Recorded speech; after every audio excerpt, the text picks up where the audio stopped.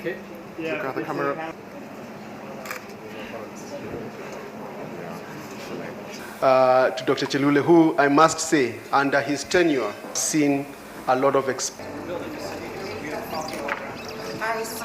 In the future, more and more Chinese companies will enter into Kenya market, and how to solve the problem of the Chinese Mandarin education is what I consider more.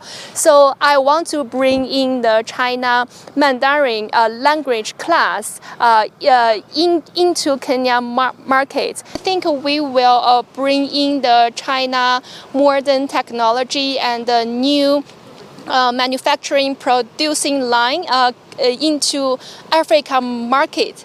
That is what I designed in the future. I was told that this formerly used to be a coffee growing field. So we are always interested in urban-rural relationships, in poverty reduction, in sustainable social development. So, of course, being communication scholars, we are always interested in how to tell the story of African development and the story of China-African cooperation.